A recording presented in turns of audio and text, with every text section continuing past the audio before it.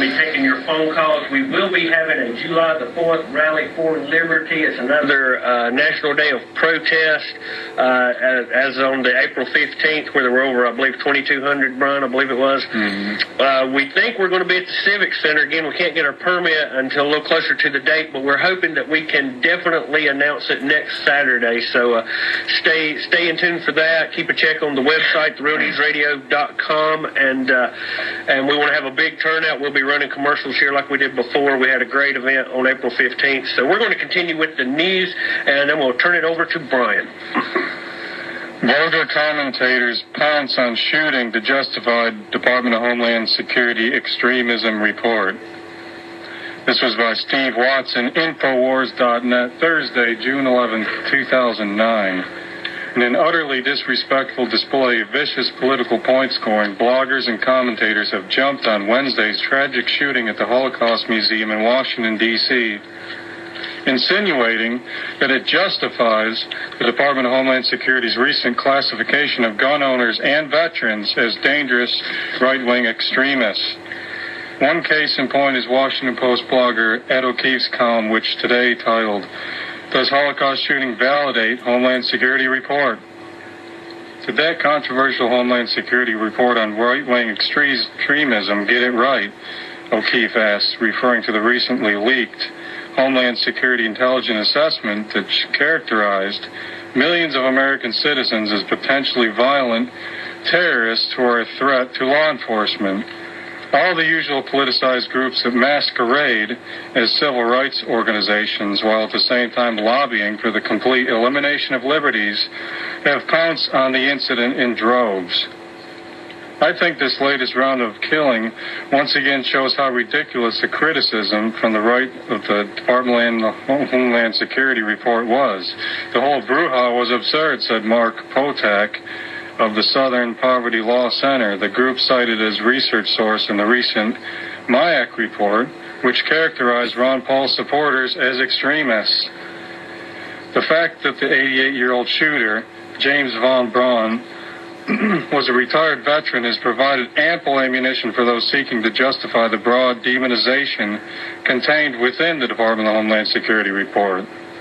To the surprise of some left-wing bloggers, but not to anyone who understands the bait-and-switch tactics routinely utilized by Fox News host Shepard Smith, was one of the first commentators to make the connection between the shooting and the report.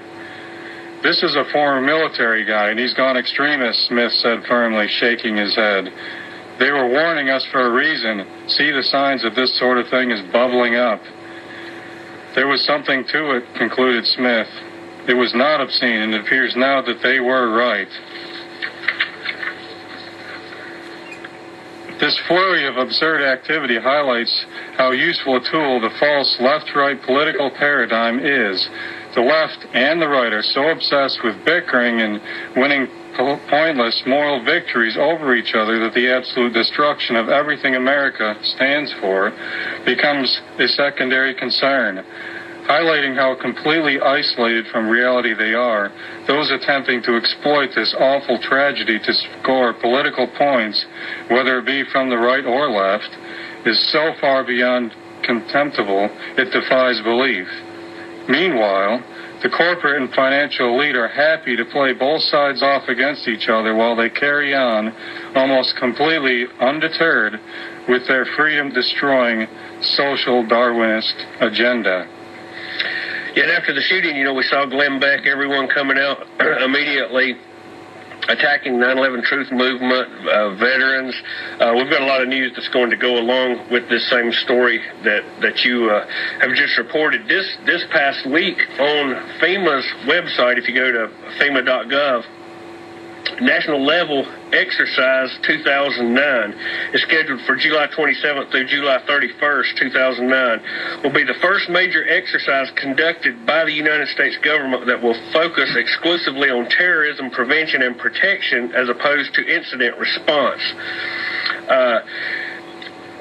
NLE-09 is a White House-directed, congressionally mandated exercise that includes the participation of all appropriate federal departments and agency senior officials and their deputies, staff, and key operational elements. In addition, broad regional participation of state, tribal, local, and private sector is anticipated.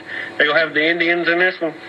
This year, the United States welcomes the participation of Australia, Canada, Mexico, and the United Kingdom. So what we're reporting here is the federal government is going to have a terrorism exercise covering several states, and they're going to have military on the streets in America from several different countries, foreign troops. Why? To indoctrinate the public to accept as normal seeing troops, even foreign troops, on the streets here in America, which is totally against posse comitatus.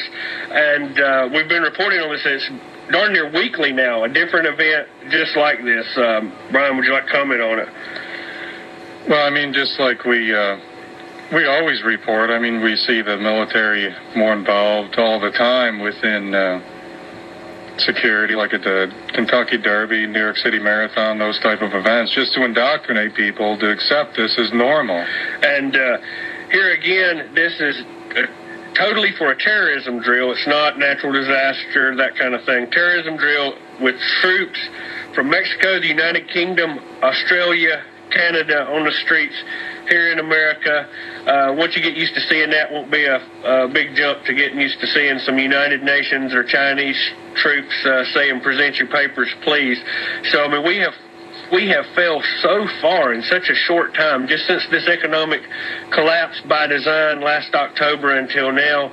It really seems to be setting the stage for the next event, and there's something that I wanted to go into. I've got a clip that I wanted to play, but we might need to save that till after the next break. But as you probably know, Brian, the World Health Organization has moved the swine flu pandemic up to level 6, as high as it can go. It's really dropped off the radar with the mainstream press. I've not been seeing a lot about it, but the cases continue to increase.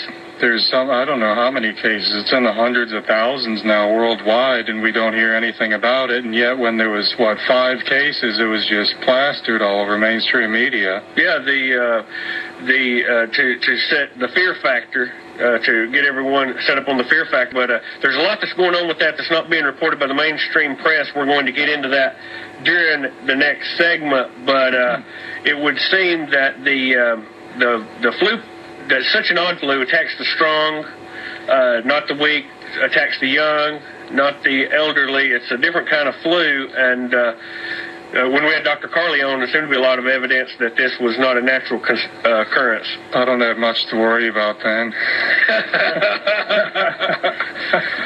Well, I'm a prime candidate here.